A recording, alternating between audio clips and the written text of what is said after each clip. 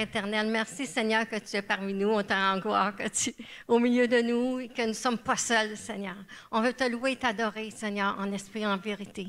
Et ce soir, on te prie que tu puisses, Seigneur, vraiment percer nos cœurs avec ta parole, Seigneur Dieu, afin de guérir les cœurs brisés, Seigneur, afin d'apporter ta délivrance, Seigneur, à la guérison, Seigneur, mon Dieu. Et tout ce que tu as accompli à la croix, Seigneur, par la croix, Seigneur, par ta mort, par ta résurrection, Dieu, par ton ascension. C'est pourquoi nous sommes ici ce soir.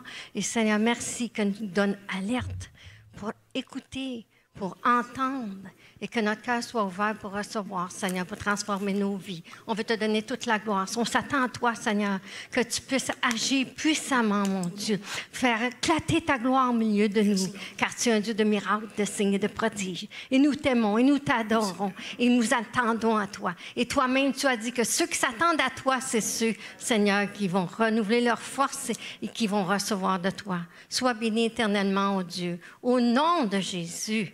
Amen. Amen. Prêt à célébrer le Seigneur ce soir? Prêt à célébrer sa fidélité? Amen. Alléluia. Je chanterai de tout cœur les merveilles de mon papa Yahweh. Il m'a ôté des ténèbres, il m'a délivré de tout péché. Je chanterai de tout cœur les merveilles de mon papa Yahweh. Il m'a ôté des ténèbres, il m'a délivré de tout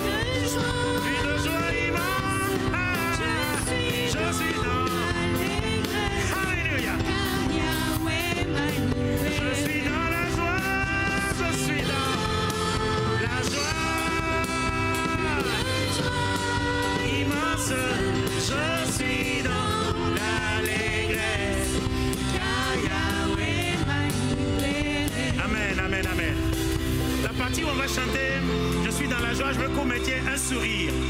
C'est possible? Comme ça, je suis dans la joie. Souriez à votre Père, une joie immense. Je suis dans l'allégresse, car Yahweh. On y va, je suis dans la joie avec un sourire. Je suis dans... Vous pouvez même rire. Oh, une joie immense. Je suis dans l'allégresse, car Yahweh. Souriez à votre Dieu. Je suis dans la joie. Papa, je suis dans la joie. Je peux rire devant toi. Une joie immense. Je suis dans l'allégresse, car Yahweh. Car Yahweh m'a libéré. Car Yahweh m'a libéré. Car Yahweh, car Yahweh m'a libéré. Car Yahweh, car Yahweh m'a libéré. Une dernière fois, car Yahweh m'a libéré. Il y a d'abondantes joies devant la face de Dieu. Alléluia. Nous avons le droit de sourire, d'être joyeux dans sa présence. Amen. Alléluia, alléluia, alléluia. Acclamons ce Dieu merveilleux. Alléluia. Amen, alléluia. Merci Seigneur. Quelle joie d'être dans ta présence, Père. Crée en moi un cœur bien disposé. Purifie-moi, purifie-moi. Crée en moi un cœur bien disposé, que je puisse t'adorer. Crée en moi un cœur bien disposé. Purifie-moi, purifie-moi. Crée en moi un cœur bien disposé, que je puisse t'adorer. Crée en moi un cœur bien disposé. Purifie-moi, purifie-moi. Crée en moi un cœur bien disposé, que je puisse t'adorer. Ne me laisse pas loin de ta présence. Ne me retire pas ton esprit, et restaure la joie de ton salut. Que je puisse t'adorer. Que je puisse t'adorer. Ne me laisse pas loin de ta présence. Ne me retire pas ton esprit, et restaure la joie de ton salut. Que je puisse t'adorer. Que je puisse t'adorer. En moi un cœur bien disposé. Purifie-moi, purifie-moi. Et en moi un cœur bien disposé, que je puisse t'adorer. Crée en moi un cœur bien disposé. Purifie-moi, purifie-moi. Crée en moi un cœur bien disposé, que je puisse t'adorer. Ne me laisse pas loin de ta présence. Ne me retire pas ton esprit, et restaure la joie de ton salut. Que je puisse t'adorer. Que je puisse t'adorer. Ne me laisse pas loin de ta présence. Ne me retire pas ton esprit, et restaure la joie de ton salut. Que je puisse t'adorer. Que je puisse t'adorer. Ne me laisse pas loin de ta présence. Ne me retire pas ton esprit, et restaure la joie de ton salut. Que je puisse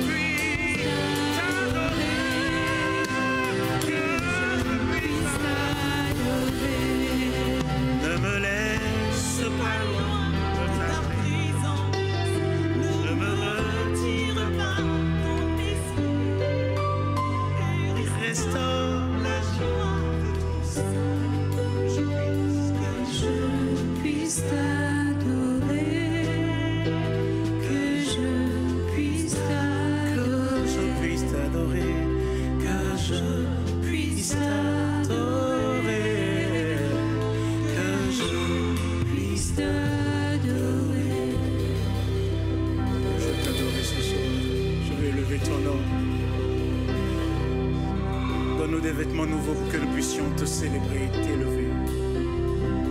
Tu sièges au milieu de ton peuple, tu es le Saint d'Israël. Nous nous approchons de toi ce soir. Nous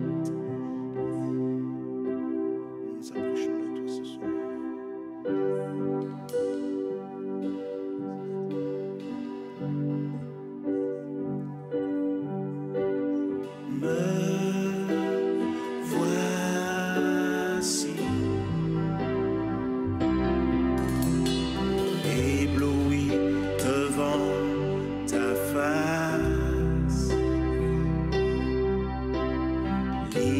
Par le don de ta grâce, me voici, l'être plein d'indignité, l'être plein d'indignité, mais par la croix justifiée, même par la croix justifiée, j'ai trouvé.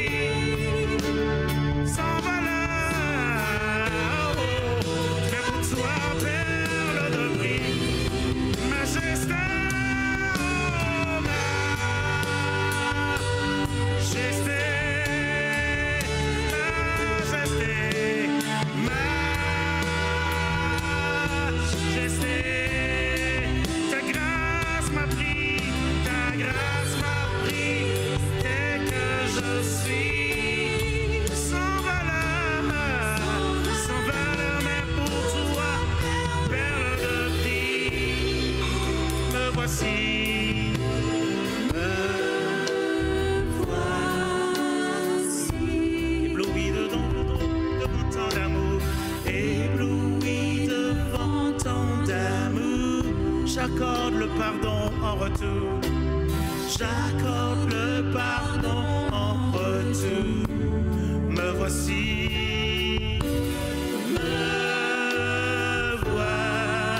Me voici. Tu désires me combler. Tu désires me combler. M'embraser de ta sainteté. M'embraser de ta sainteté. J'ai trouvé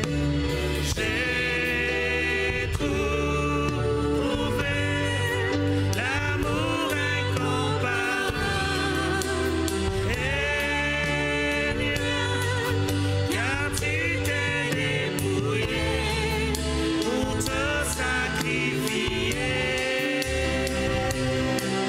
Majesté,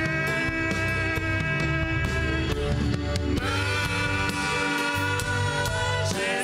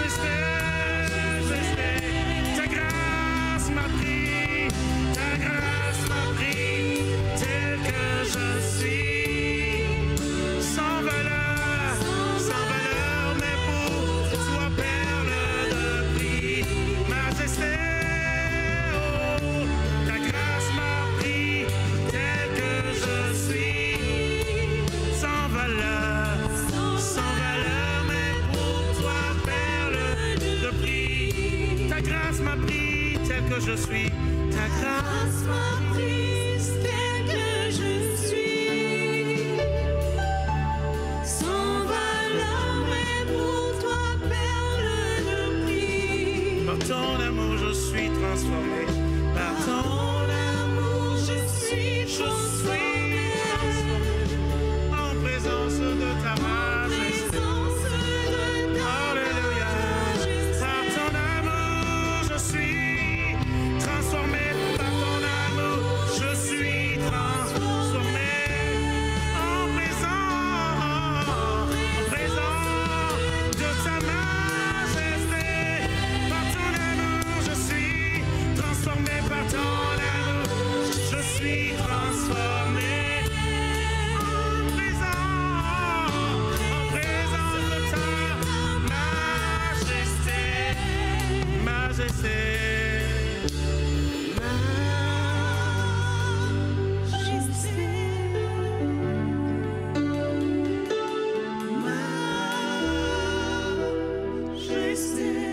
Par ton amour, je suis transformé. Par ton amour, je suis transformé. En présence de ta majesté.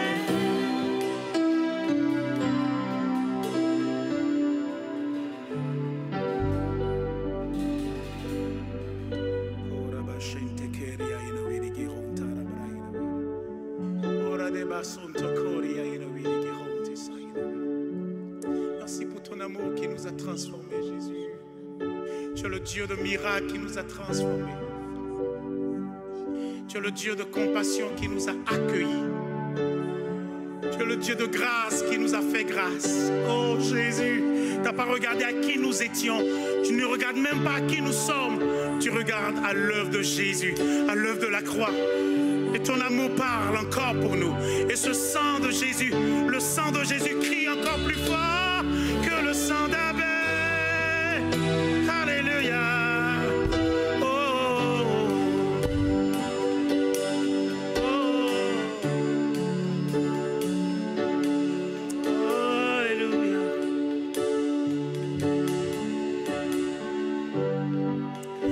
Ton sang crie plus fort que le sang d'Abel. Merci Seigneur.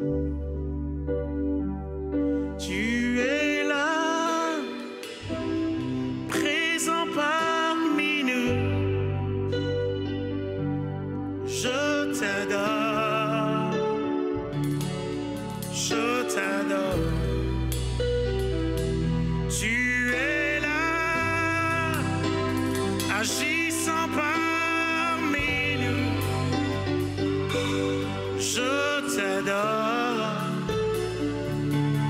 Je t'adore. Tu es là, transformant nos vies. Je t'adore. Je t'adore. Tu es là, tu es là, restaurant les cœurs brisés. Je t'adore, je t'adore.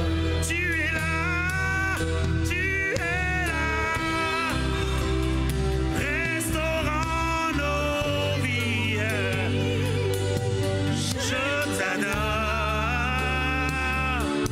je t'adore. Tu ferais un chemin, tu ferais un chemin au Père des miracles. Tu tiens tes promesses, lumière dans les ténèbres. Mon Dieu, c'est ce que tu es. Tu ferais un chemin, tu ferais un chemin au Père des miracles. Tu tiens tes promesses, lumière dans les ténèbres. Mon Dieu, alléluia. Tu ferais un chemin, alléluia. Tu ferais un chemin au Père des miracles. Tu tiens tes promesses, lumière dans les ténèbres. Mon Dieu, c'est ce que tu ferais.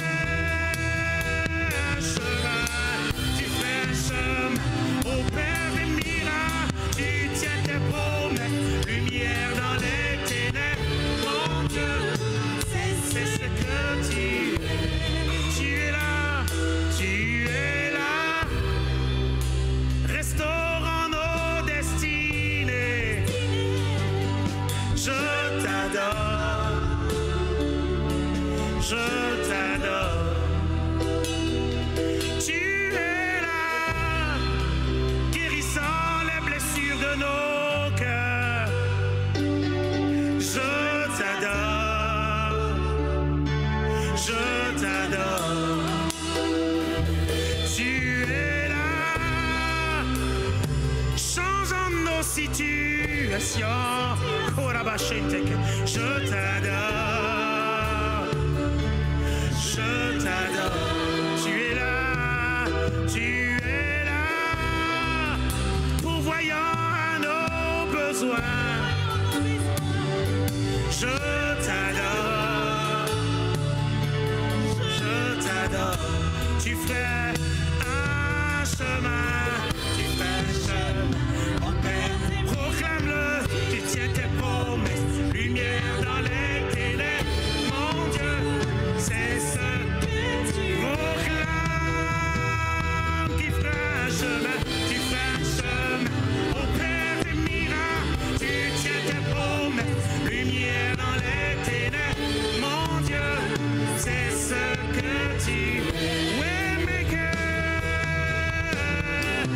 Waymaker, miracle worker, promise keeper, light in the darkness. My God, that is who you are. Waymaker, waymaker, miracle worker, promise keeper, light in the darkness. My God, that is who you are. Tu ferais un chemin. Au Père des miracles, tu tiens tes promesses, lumière dans les ténèbres, mon Dieu, c'est ce que tu es. Tu ferais un chemin. Tu ferais un chemin, au Père des miracles, tu tiens tes promesses, lumière dans les ténèbres, mon Dieu, c'est ce que tu es. On m'a fait des promesses non tenues, mais Jésus, toi tu tiens tes promesses et je te fais confiance. Parce que tu n'es pas un homme pour mentir, ni fils de l'homme pour te repentir. Ce que ta bouche te dit, ta main l'accomplit. Jésus, Jésus, oh, oh, oh. Tu tiens tes promesses, tu tiens tes promesses, tu tiens tes promesses, Dieu de miracles. Lumière dans les ténèbres, mon Dieu, c'est ce que tu es. Tu tiens. Waymakers, miracle workers, light in the darkness. That is who you are. Milagroso, abres camino, cumples promesas, luz sin tinieblas, mi Dios, así eres tú.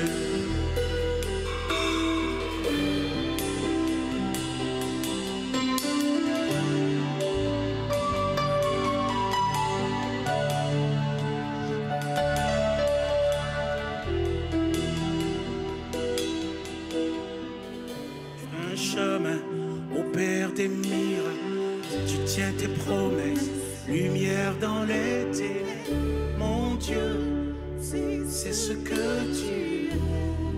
Proclame-le comme un exaucement à ta prière. Fais un chemin au Père des miracles, tu tiens tes promesses, Lumière dans les ténèbres, mon Dieu, c'est ce que tu es. proclame-le encore une dernière fois. Tu ferais un chemin, tu ferais un chemin au Père des miracles, tu tiens tes promesses, Lumière dans les ténèbres, mon Dieu, Oui, Seigneur. c'est ce que tu es. Il tient toujours ses promesses, le Seigneur. Il est la lumière qui est descendue du ciel pour venir dissiper l'obscurité de la terre. Il est la lumière de Dieu, le messager de la paix, Jésus-Christ, notre Seigneur, notre Sauveur. Une des grandes promesses que le Seigneur nous a faites, c'est qu'il est parti vers le Père. Il est parti nous préparer une place. Et il a dit, une fois que la place de chacun d'entre nous est faite, il reviendra dans sa gloire. Et il reviendra nous chercher pour nous emmener avec lui, pour vivre l'éternité avec lui. N'est-ce pas merveilleux? Oui, Dieu tient ses promesses. Nous sommes arrivés au moment où nous aussi, nous allons manifester une partie de l'amour que nous avons pour notre Seigneur, c'est-à-dire soutenir son œuvre. Permettre à ce que l'œuvre qu'il a commencée puisse se perpétuer jusqu'au jour où il viendra nous prendre. Donc c'est le moment des offrandes. Et voilà, les préposés vont nous donner les enveloppes ici dans la salle. N'oublions pas que dans les enveloppes, ce sont les chèques et le cash. Restons dans l'esprit d'adoration parce que c'est le plus important. Le plus important, c'est maintenir la présence de Dieu avec nous. Maintenant, en attendant que notre frère vienne nous donner ce que le Seigneur a mis dans son cœur pour nous. Restons dans cet esprit-là. Cet esprit qui nous prépare à recevoir ce que Dieu a réservé pour nous. Il tient véritablement ses promesses. Je vais prier pour les offrandes. Seigneur Jésus-Christ, nul n'est comme toi, Seigneur. Personne n'est semblable à toi et rien ne ressemble à tes œuvres, Seigneur. Oui, tu nous as promis de venir nous chercher pour nous emmener pour vivre l'éternité avec toi. Tu as dit, Seigneur, dans ta prière dans Jean 17, que tu fais tout cela pour que nous soyons un avec toi, comme toi tu es un avec le Père. Tu nous as tout appris, Seigneur. Et ce soir, Seigneur, c'est toi que nous proclamons, Seigneur. C'est ton nom que nous proclamons dans ton Église, dans ce lieu, Seigneur, dans la vie de chaque personne ici présente, dans la vie de toutes les personnes qui suivent en ligne, Seigneur. Oui, glorifie ton nom, Seigneur. Tu es le seul, l'unique, Seigneur, le roi des rois. Que ton nom soit béni. C'est par ton nom que j'ai prié ce soir. Amen.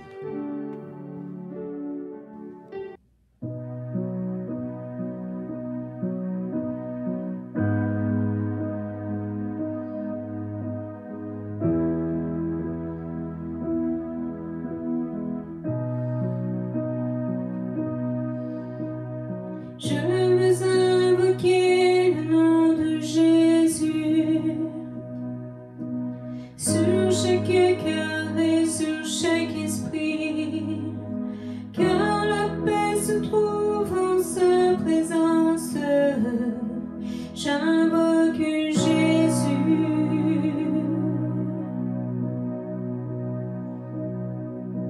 Je veux invoquer le nom de Jésus jusqu'à ce qu'il brise les chaînes de dépendance, déclarant l'espoir et la liberté. J'invoque Jésus. Ton nom est puissant, ton nom guérit, ton nom est vie. Brise toute chaîne, brille dans l'ombre, brûle comme un feu. Ton nom est puissant, ton nom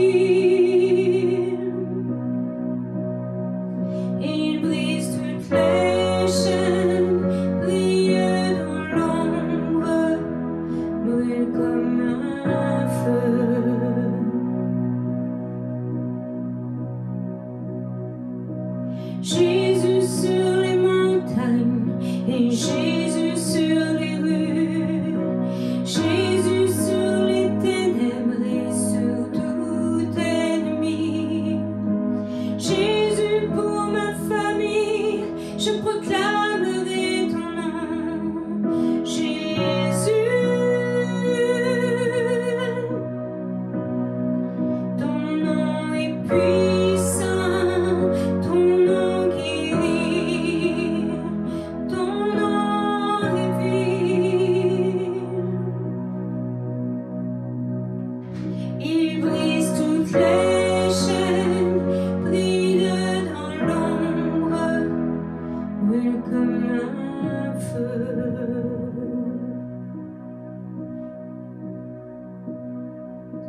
Jésus sur les montagnes, Jésus sur les rues, Jésus sur les ténèbres et sur tout ennemi. Jésus pour nos familles, je proclamerai son nom. Jésus.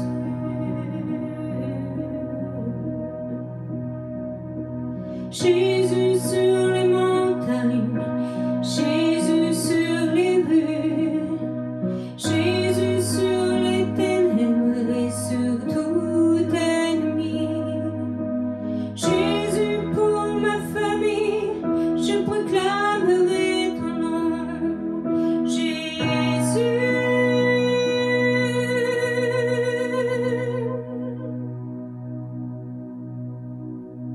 Bonjour à tous, c'est un plaisir de vous retrouver aujourd'hui en ce mardi afin de partager avec vous la parole du Seigneur. Comme vous le voyez, c'est un enregistrement, on a été à nouveau confinés, donc le fait qu'on ne puisse pas se réunir à l'église, l'enregistrement est fait directement à la maison. Mais c'est toujours un plaisir de partager la parole de Dieu car le Seigneur a toujours quelque chose à nous annoncer, à nous dire, afin de nous faire grandir en lui, afin que nous vivions une intimité plus grande avec lui.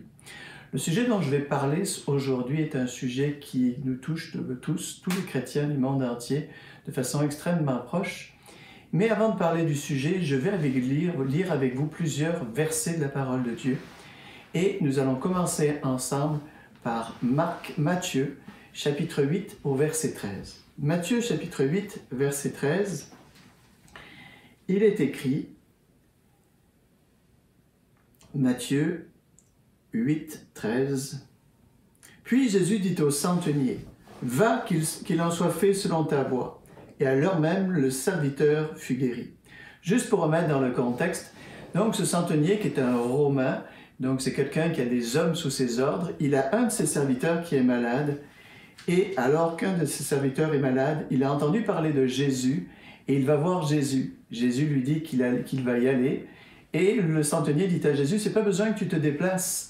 Dis simplement une parole et mon serviteur sera guéri. » Et Jésus est tellement étonné de ce qu'il entend qu'il dit « Je n'ai jamais trouvé une aussi grande foi en Israël. » Il s'agit d'un Romain qui n'est pas juif, mais qui a une foi totale en Jésus, que si Jésus dit une seule parole, cette chose va s'accomplir.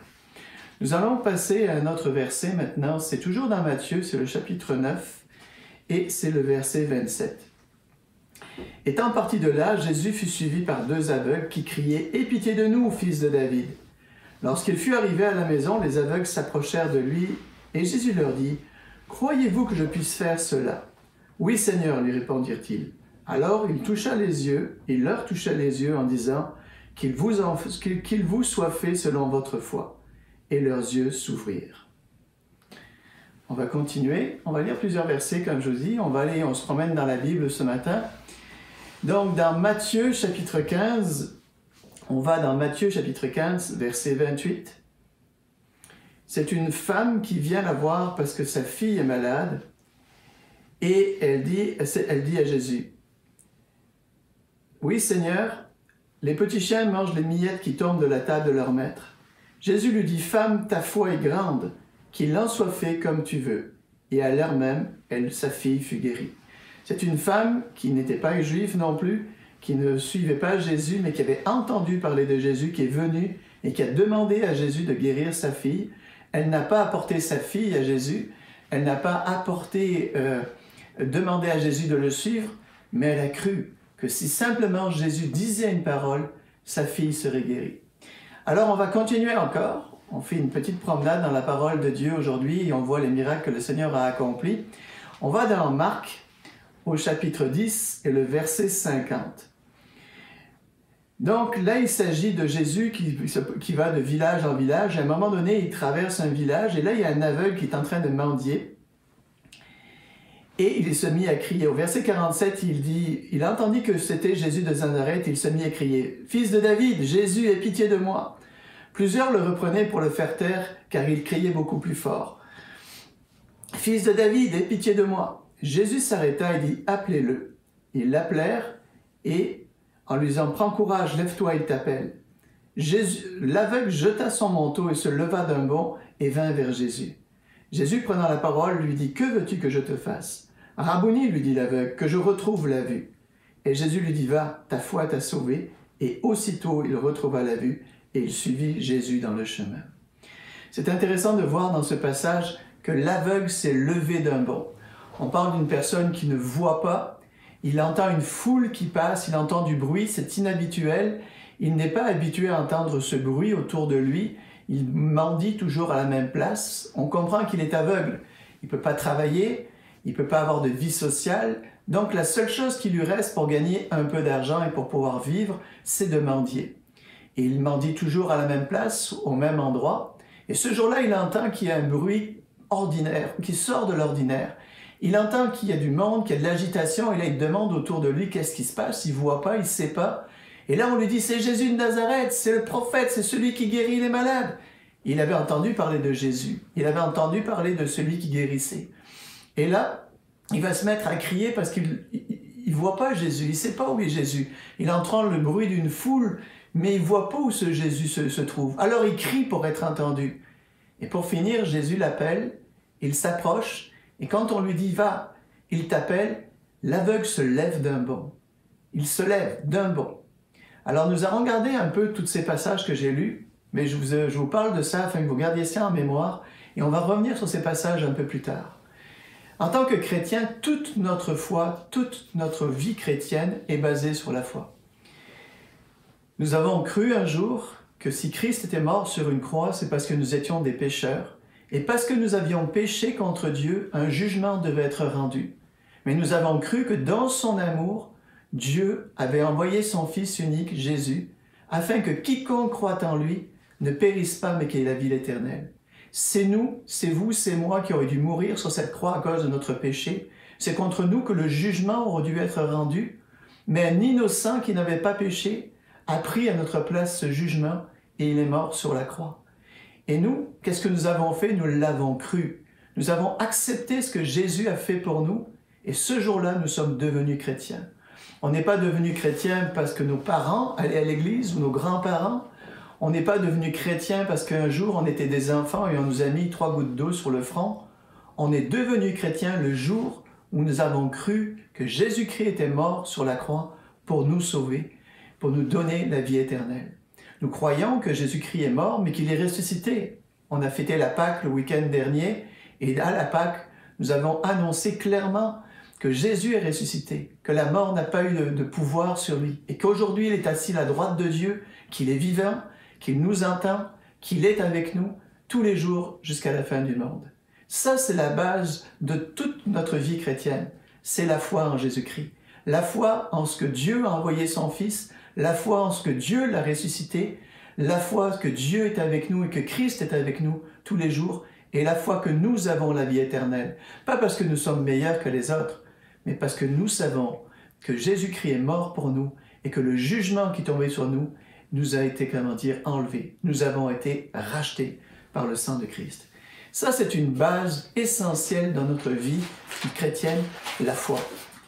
J'ai pris la peine de regarder qu'est-ce que voulait dire la foi dans le dictionnaire. Et la foi veut dire la chose suivante. C'est une confiance absolue que l'on met dans quelqu'un. La foi, c'est une confiance absolue. Quand on dit que nous avons la foi, c'est que nous mettons une confiance absolue dans ce que Dieu nous dit. Moi, j'ai jamais vu Jésus-Christ. Je crois qu'il me parle, je crois qu'il se révèle à moi, Je crois qu'il se révèle à moi par la Bible, quand je lis la Bible, quand je prie. Je crois qu'il peut se révéler à moi dans des rêves, dans des songes, qu'il peut se révéler à moi de différentes façons, parce qu'il est vivant et qu'il existe. Mais je ne l'ai jamais vu. Je ne l'ai pas vu de mes propres yeux. Mais je sais qu'il est vraiment mort. Je sais qu'il est ressuscité, parce que j'ai cette confiance dans mon cœur. J'ai cru et j'ai vu la différence dans ma vie. Pensez un instant à l'aveugle. On va revenir un peu au texte que nous parlions tout à l'heure. L'aveugle, là, il n'y a plus personne qui peut rien faire pour lui. Il est aveugle. C'est-à-dire qu'il ne peut pas avoir de traitement médical, il ne peut pas avoir d'opération, il ne peut rien avoir, cet aveugle, pour retrouver la vue. On parle de ça il y a à peu près 2000 ans.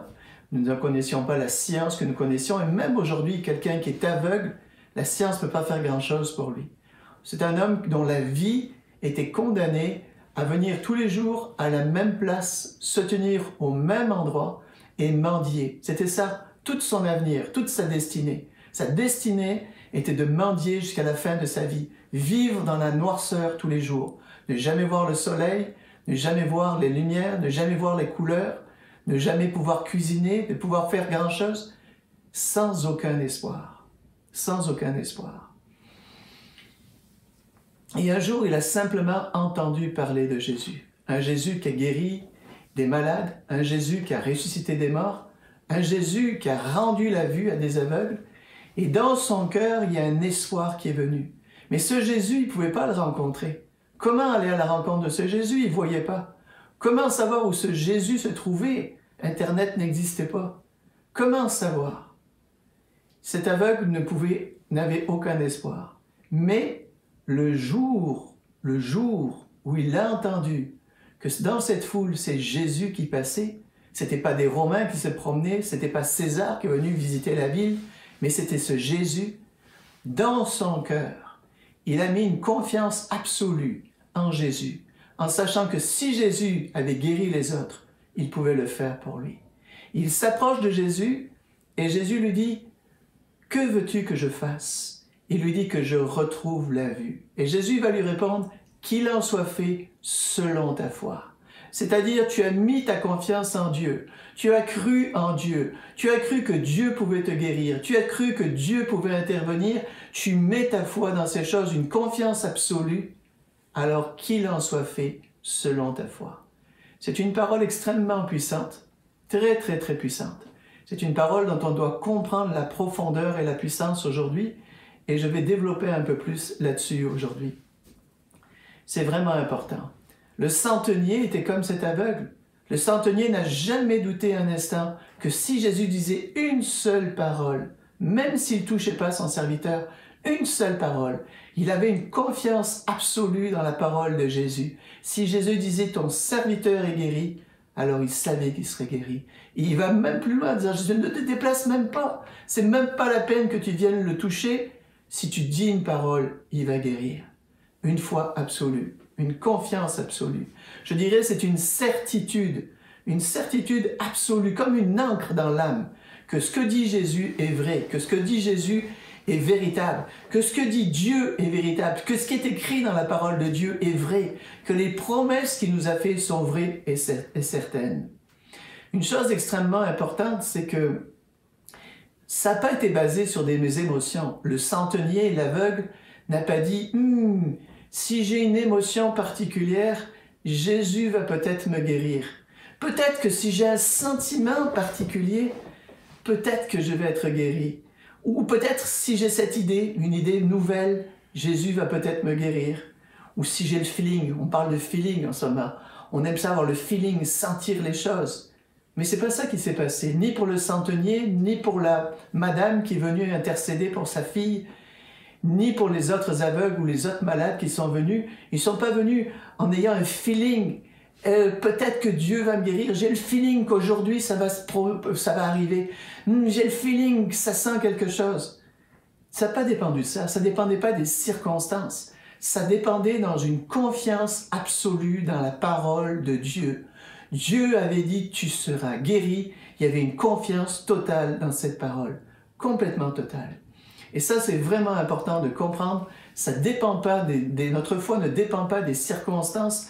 Notre confiance absolue en Dieu ne doit pas dépendre des circonstances, elle ne doit pas dépendre de ce qu'on sent, ce qu'on ressent, à notre humeur du jour, si je me suis levé du bon pied le matin ou si je me suis mal couché cette nuit, si j'ai bien dormi ou si j'ai mal dormi, si j'ai reçu une lettre qui était négative, si j'ai eu des commentaires positifs ou négatifs, ça ne dépend pas de ça.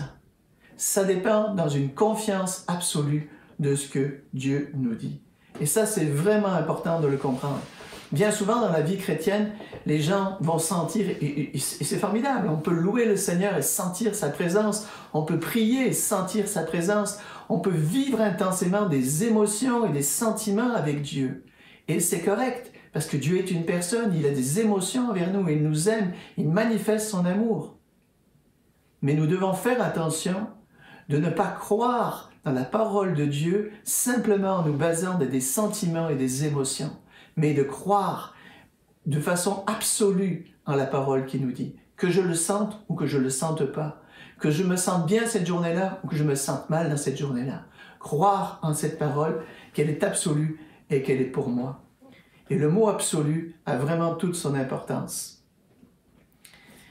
Voyez-vous, je vais vous raconter, moi, une histoire quand j'étais un jeune chrétien. Des fois, je priais pour un sujet particulier. Et alors que je priais pour ce sujet, je priais de façon intense. Et à un moment donné, dans ma prière, je savais que ce que j'avais demandé, que le combat que j'avais mené dans la prière était vaincu. C'était fait. Je savais que c'était exaucé, je savais que c'était fini, je savais que je pouvais passer à autre chose. J'avais passé le temps que j'avais passé dans la prière et la victoire était acquise. C'était une certitude dans mon cœur. Et vous savez ce qui se passait? Un jour, 2 jours, 3 jours après, il y a des pensées qui commençaient à m'envahir. Est-ce que tu crois vraiment que tu as été exaucé? Est-ce que tu vois vraiment que les choses se sont passées? Et effectivement, la prière que je faisais n'était pas basée sur un fait immédiat, mais je sentais qu'il y a des pensées qui venaient commencer à me tourner autour. Alors je luttais contre ces pensées et je proclamais que ce que Dieu avait dit, que la victoire était acquise et c'était faite. Mais c'est intéressant de voir et de comprendre que notre foi est attaquée. Notre certitude est attaquée. Et celui qui met le doute dans nos cœurs, c'est le diable. Le diable vient dans nos pensées pour minimiser notre foi, pour contenir notre foi, pour limiter notre foi. Ce sont des pensées de doute, ce sont des pensées d'incrédulité. Il veut minimiser notre confiance en Dieu. Et ce n'est pas surprenant, est-ce que ce n'est pas ça qu'il a fait dans le Jardin d'Éden? Adam et Ève avaient tout, ils étaient en présence de Dieu, ils le voyaient face à face, ils vivaient une intimité. En passant, pourquoi Dieu a créé l'homme? Pourquoi? Parce que le Père, le Fils et le Saint-Esprit vivaient un amour tellement intense entre eux qu'ils ont voulu partager cet amour avec quelqu'un d'autre, ils ont créé l'homme. Un peu comme un homme et une femme dont l'amour est tellement grand qu'ils veulent donner naissance à un enfant. C'est exactement ce que Dieu a fait. Et qu'est-ce que le diable a fait alors que Dieu avait dit à l'homme et à la femme, vous avez tout? Il a dit, est-ce que Dieu a vraiment dit ça? Le doute. Est-ce que? Il a commencé à semer du doute dans l'esprit de l'homme et de la femme. Peut-être un peu plus dans l'esprit de la femme. Je vois ma femme en face de moi qui est en train de rire, c'est mon public aujourd'hui. C'est juste une farce. Mesdames, on vous aime, je vous aime. J'ai un grand respect pour vous. Mais le diable a commencé à semer un doute dans l'esprit. Et ce doute a conduit au péché, à la désobéissance et à bien des problèmes que nous vivons aujourd'hui encore dans ce monde qui n'existaient pas avant. Et ça, c'est une dimension qu'il doit comprendre. C'est parce que l'ennemi attaque ta foi. L'ennemi cherche à minimiser ta foi. L'ennemi cherche à te retenir. Est-ce que c'est vraiment? Il veut te limiter. Et il va utiliser toutes sortes de choses pour te limiter. Ça peut être l'infériorité. Ça peut être ta culture. Vous, là, vous êtes bons juste pour des petits pains. Les Québécois comprennent ce que je veux dire. Peut-être que les Français, quand ils vont regarder cette vidéo, ne vont pas comprendre. Mais les Anglais disaient ça au Québec, qu'ils étaient bons juste pour des choses inférieures, pour des petites choses. Et peut-être que dans ta foi, là, tu penses que tu es bonne juste pour des petites choses et pas des grandes choses. Peut-être que tu te sens sous la culpabilité d'anciens péchés. Il y a des péchés que tu as commis pour lesquels tu t'es repenti, pour lesquels Dieu t'a pardonné, mais tu te sens toujours coupable. Et là, le diable te dit, tu es trop sale, t'es pas assez bon, Dieu t'exaucera pas, Dieu t'utilisera pas, toi il va t'utiliser de façon minime, parce que tu n'as pas assez de valeur, tu n'es pas assez grand, tu n'es pas assez propre, tu n'es pas assez pur. J'ai une nouvelle pour vous, c'est le sang de Jésus qui nous lave de tout péché, tout péché. Le sang de Jésus, c'est le sang de Jésus. Encore une fois, c'est pas mes émotions, c'est pas mes sentiments, c'est pas comment je me sens, mais si je confesse mes péchés et que je demande pardon à Dieu et que je me repens de cela, alors je suis pardonné. Et j'ai pas besoin de le sentir, j'ai pas besoin d'avoir une émotion, je sais que je suis pardonné, je sais que je suis lavé, je sais que je suis un fils et une fille du Seigneur. Nous sommes des enfants de Dieu, nous sommes sauvés. Le diable peut te tenir par des raisonnements.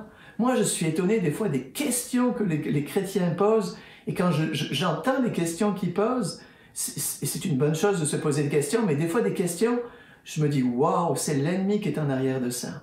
Et alors que je suis en train de prêcher, dans mon esprit, là, je sais qu'il y a des chrétiens qui doutent même de leur salut en ce moment. Vous, là, qui allez me regarder, là, à la caméra, qui allez regarder, le diable vous ment sur votre salut. Il vous dit, est-ce que tu es vraiment sauvé? Tu as commis tellement de péchés, tu demandes pardon et le lendemain tu recommences. Est-ce que tu as réellement la vie éternelle? Le diable cherche à se faire douter de ton salut. Le salut, nous l'avons acquis une fois pour toutes. Christ est mort pour nos péchés. Quiconque croit en lui, si tu te repens de tes péchés, si tu demandes pardon, que tu te détournes, tu reçois la vie éternelle. Arrête de douter. L'ennemi met des doutes. L'ennemi peut créer des fausses humilités, des esprits religieux. On n'est pas digne. On n'est pas digne de ceci, je ne suis pas digne de cela, je suis un petit chrétien, je suis une petite chrétienne, je ne suis pas digne. L'ennemi cherchera toujours, d'une façon ou d'une autre, à nous limiter sur qui est Dieu, sur qui il représente. Et ça, il faut le comprendre. Notre foi est attaquée. Notre foi est attaquée. Donc nous devons nous tenir fermes face à ces attaques. Nous devons nous tenir fermes face à ces attaques.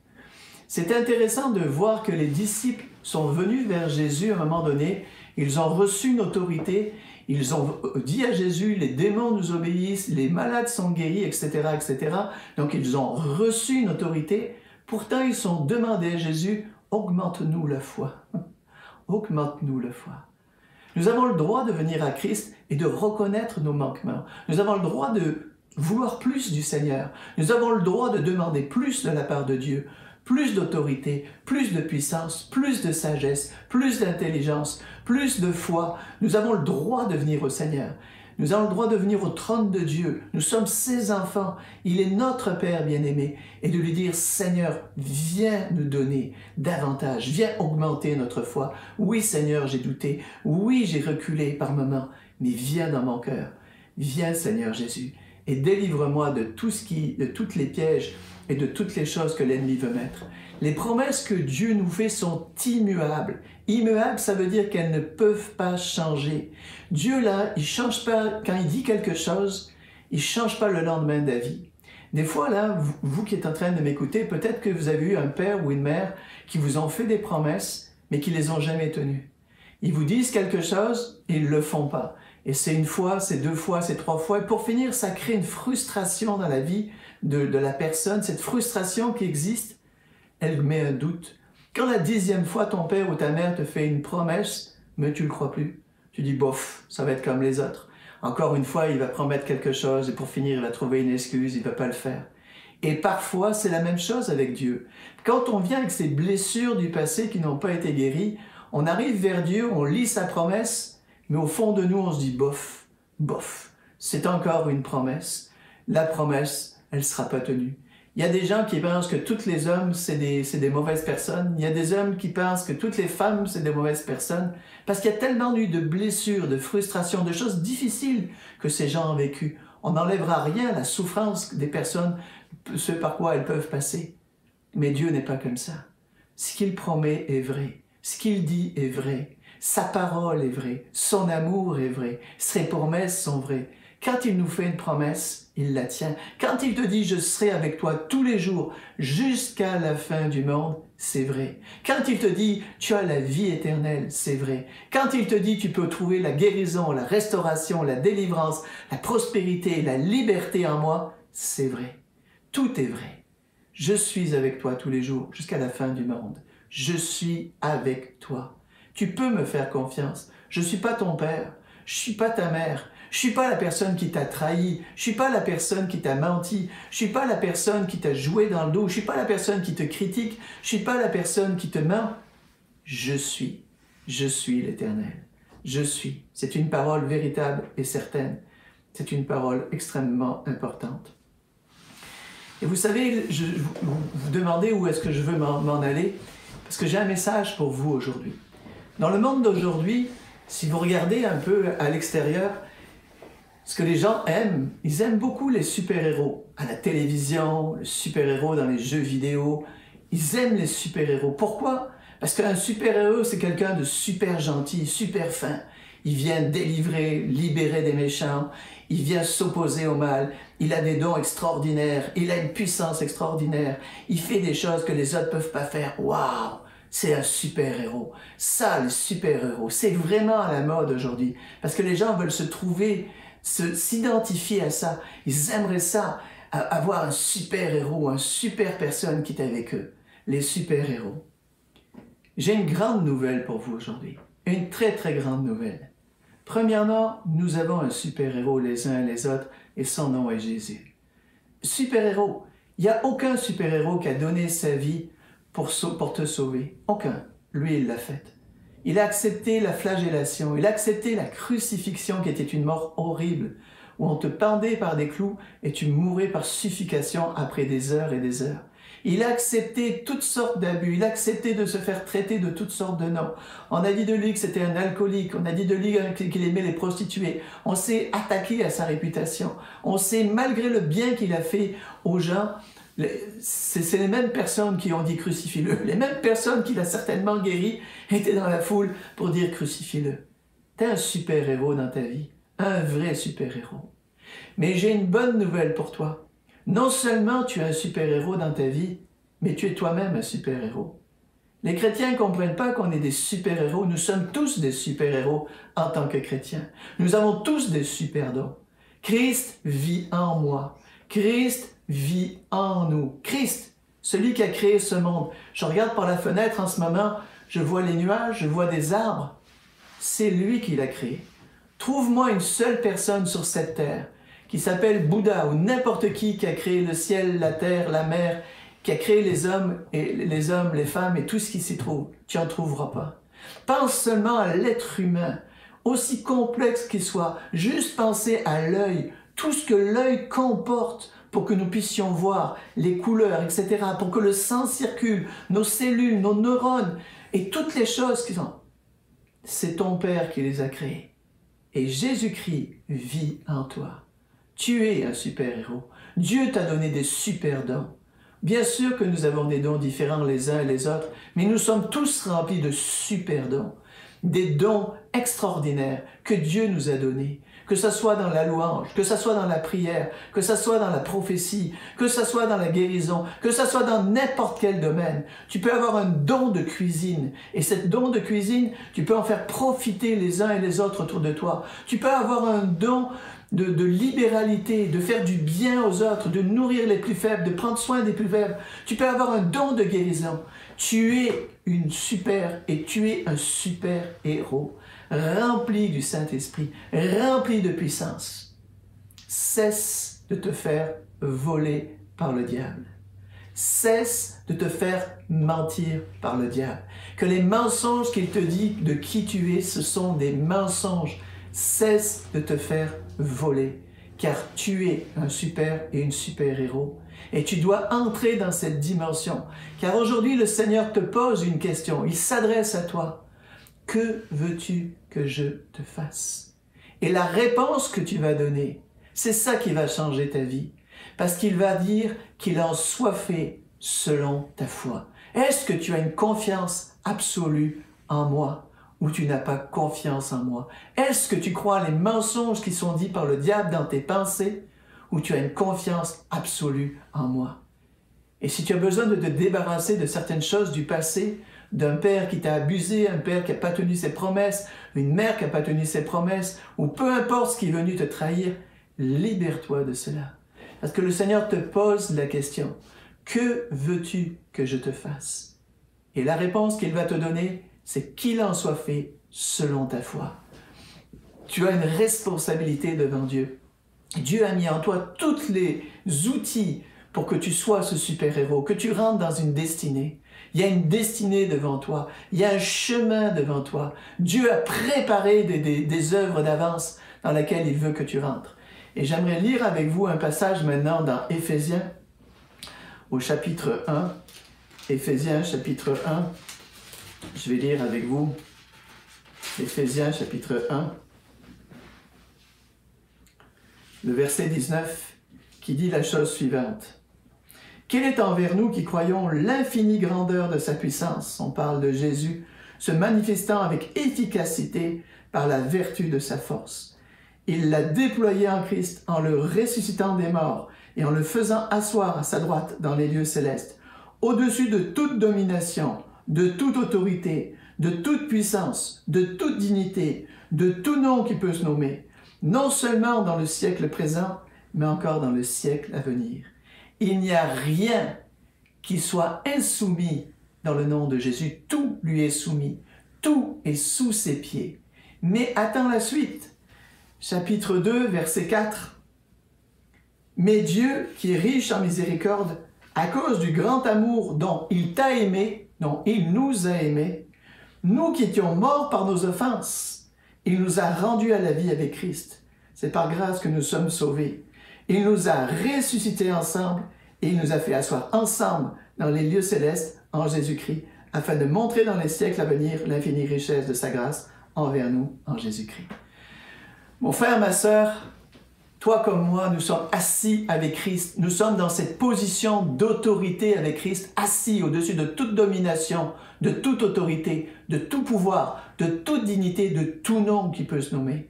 Je dis pas ça pour me péter les bretelles, pour me paraître plus grand que ce que je peux être, mais c'est une réalité, c'est une déclaration absolue que Dieu fait. Tu es assis avec lui, tu n'es pas sous lui, tu n'es pas inférieur, tu es assis avec lui dans les lieux célestes. Tu es rempli de toute cette puissance, tu es rempli de toute cette autorité, tu es rempli de toute cette force, tu es assis avec lui. Alors aujourd'hui, il se présente devant toi et je te pose une question. Es-tu toi aussi aveugle pour ne pas voir cela? Es-tu toi aussi aveugle? Je trouve qu'il y a bien des gens des chrétiens qui ont été aveuglés par le diable, qui ont mis de l'inquiétude dans le cœur, qui ont mis du doute dans le cœur, qui ont mis de l'incrédulité dans le cœur, pour te voler la communion et l'intimité avec Dieu, parce que Dieu veut vivre une intimité avec toi tellement grande, tellement profonde. L'ennemi veut te voler cette communion, il veut te voler ton autorité, il veut te voler cette puissance. Si tu crois que tu es aveugle aujourd'hui, viens vers Jésus et dis, Seigneur, rends-moi la vue. Et Jésus te dit, que veux-tu que je fasse? Seigneur, rends-moi la vue, que je me voie assis avec toi dans les lieux célestes, au-dessus de toute autorité, de tout pouvoir, et libère-moi, Seigneur, du doute, libère-moi de l'incrédulité, libère-moi du joug que l'ennemi a mis sur la vie. Un joug là, qui est mis sur nous, le diable il tire les ficelles à droite et à gauche et il nous fait avancer comme il veut. Mais l'onction brise le joug. L'onction de Dieu brise tout joug sur notre vie. Seigneur, qu'il en soit fait selon notre foi, brise le joug sur notre vie. Rends-nous la vue, Seigneur. Aide-nous à nous voir comme tu nous vois, assis avec toi, dans les lieux célestes, remplis de puissance, remplis d'autorité, dans le nom de Jésus, que nous puissions maintenant marcher dans les voies et dans les chemins. Dieu a besoin de toi. Dieu a besoin. Peut-être que les gens sont choqués dans ce que je dis, mais Dieu a besoin de nous. Quand l'ange est apparu au centenier, il n'a pas annoncé l'évangile, il a dit « Va chercher Pierre, et Pierre va t'annoncer la voie du salut. » C'est Pierre, un homme qui a annoncé la voie du salut à ce Romain, et ces gens-là ont été baptisés et ont reçu Jésus. Ce n'est pas un ange. Dieu a besoin de nous. Dieu a besoin de toi. Dieu a besoin de notre bouche. Dieu a besoin de notre prière. Dieu a besoin de notre autorité qu'il a mis en nous. Il a besoin qu'on la libère. C'est comme si nous sommes ces super-héros avec des super-pouvoirs. Il faut qu'on les libère pour libérer cette humanité. Nous sommes ces super-héros. Alors maintenant, encore une fois, la question t'est posée. Que veux-tu que je te fasse? Et Jésus va te répondre qu'il en soit fait selon ta foi. C'est aujourd'hui que tu dois prendre une position. C'est aujourd'hui que tu dois prendre une décision. Qu'est-ce que je veux qu'il me fasse? Qu'est-ce que j'attends de Jésus? Jésus veut te donner le plus que ce que tu penses. Il veut te donner et te donner encore. Il veut répondre à tes prières, répondre face à la maladie, répondre, amener la guérison, la restauration, la guérison. Dieu veut amener la liberté, toute l'autorité. Mais tu as une réponse à faire. Seigneur, je m'avance vers toi. Et je prie, Seigneur, que tu touches ma vie de façon nouvelle, que tu enlèves tout joug sur ma vie que le diable a mis, que tu me libères des doutes, de l'incrédulité, de l'infériorité, des paradigmes, toutes les choses fausses que je peux croire sur toi, parce que je veux entrer dans cette dimension. N'oubliez jamais que Pierre, Paul et les autres, en passant particulièrement Pierre, c'était, comment dire, un homme qui n'était pas instruit, qui n'avait pas été à l'école, c'était un pécheur. Il n'avait aucune connaissance. Il savait pêcher, c'est la seule chose qu'il savait faire. Lancer un filet et ramasser des poissons. Et Dieu l'a utilisé de façon extraordinaire parce qu'il a cru que Jésus était le Fils de Dieu et qu'il avait en lui toute l'autorité, tout le pouvoir pour servir le Seigneur. Et cette autorité et ce pouvoir t'est donné à toi. Ça n'a pas besoin d'un bac, tu n'as pas besoin d'un diplôme universitaire, tu n'as pas besoin d'un doctorat. Tu as besoin d'avoir un cœur ouvert à Dieu afin de recevoir ce que le Seigneur a pour toi, afin d'entrer dans cette dimension.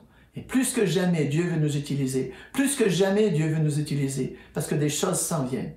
Alors réveille-toi, mon frère et ma sœur, et viens vers le Seigneur aujourd'hui, dans le nom de Jésus. Soyez bénis. Amen.